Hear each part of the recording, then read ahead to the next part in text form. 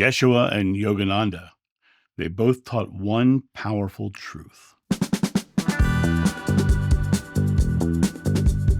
Hey guys, it's John sitting here in my studio with a fabulous mug of the John Show coffee. 6-bean blend is fantastic. I wanted to hop on and talk about Yogananda and Jeshua because they did teach one very powerful truth. And what's so interesting is when you combine them or you look at them side by side, they had one core essence of their teaching that was so in line with each other that it becomes the core teaching of everything else that they ever spoke of. They both taught that you're never apart from God and that truth is only found in the present. When you look at it from that perspective, you find that both of them were very much about your own personal divinity and finding the oneness of God. And that being present is important because it is the only moment that you're ever conscious. It's the only moment that you're ever experiencing life is your present moment.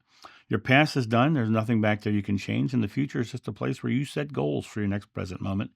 But every life experience you have ever had has happened in your present moment, and you have never left the present moment. And this is one of the core teachings of all of them.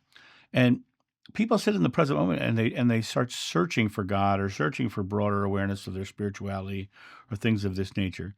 But let's talk about what Jeshua's talked about, presence and oneness. Jeshua said, the kingdom of heaven is within you. God is within you.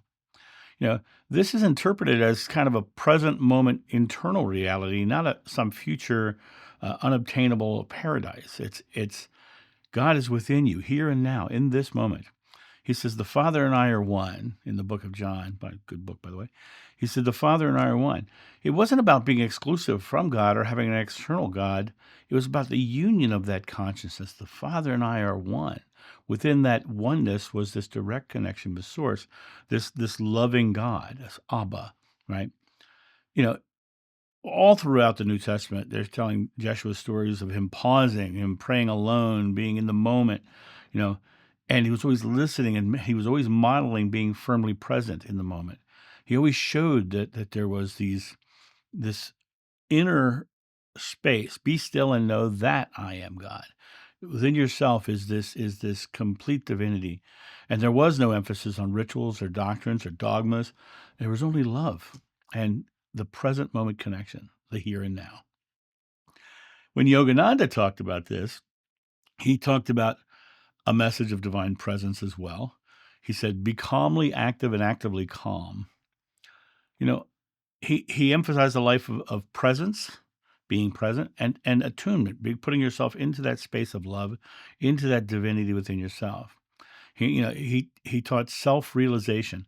Many of the Yogananda teachings are all about, going within and truly finding who you are in your personal divinity, knowing your oneness with God by going directly into an inner experience. Finding that space in meditation and mindfulness, that is the doorway to divine consciousness, according to Yogananda. Not ceremony, not hierarchy, not ritual, not dogma, but the going within with mindfulness and getting very present. He emphasized the importance of being present, focusing on the eternal now. That's his quote, eternal now. Everything is now in this present moment, getting eternally into the present. Stripping away the past, stripping away the future, and coming into the now, because the eternal now is the only real moment. Yogananda also taught that the true freedom and God realization, which is what people call enlightenment, are found in dwelling in the present and letting the past and the future go.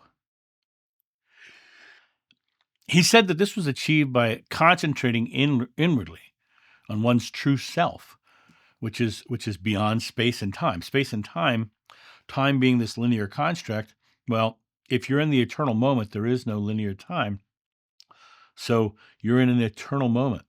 And this space, this place where you are, this time and space is the firmly present space that you are eternally in. And now a quick word from our sponsor. Coffee Time with John.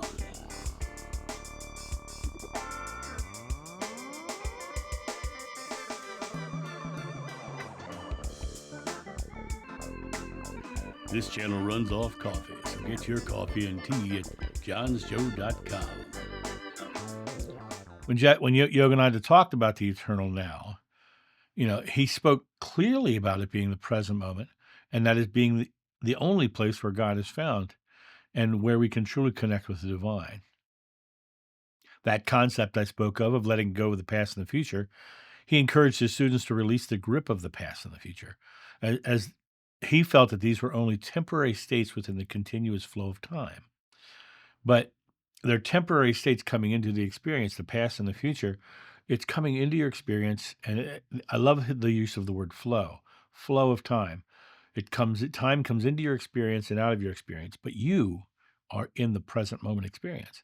And so when your mind wanders to what is ahead of you or what is behind you, you're not firmly in the present. You're not in the mindful present. By focusing on the present, you find inner freedom. You can experience a sense of liberation and freedom from the constraints of time and space. That idea that you are no longer subject to rituals, dogmas, churches, religions. You are in the present moment, one with God and free.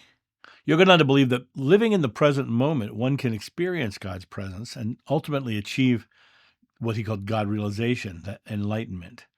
And when you concentrate on the self as opposed to external stimulus, Yogananda emphasized the importance of inner concentration as one's true self. When you look at both of their teachings and you try to bridge the gap between them, you find very quickly that they both taught direct experience over religious obedience. Jeshua said, when you pray, go into your inner room. That's the book of Matthew.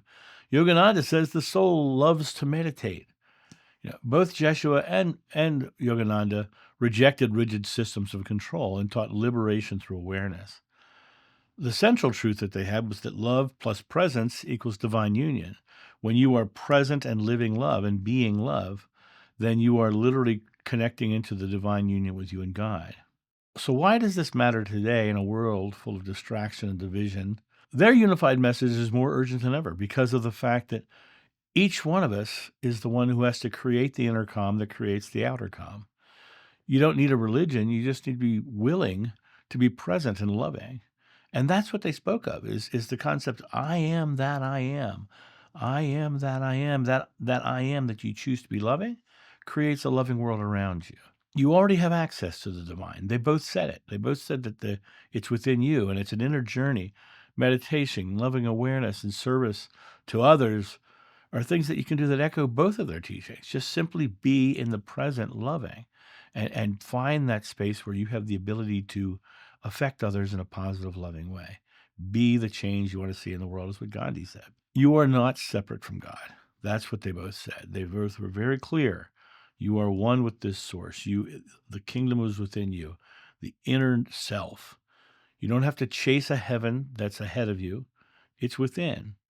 And when you're here and now, right here, right now, you have the direct connection to the divine. And whether you find that in the words of Jeshua or Yogananda, the path is simple. Be present, be love, be one. And as you live into that identity of that being love and being one with all humanity, you literally are living the teachings of both Jeshua and Yogananda.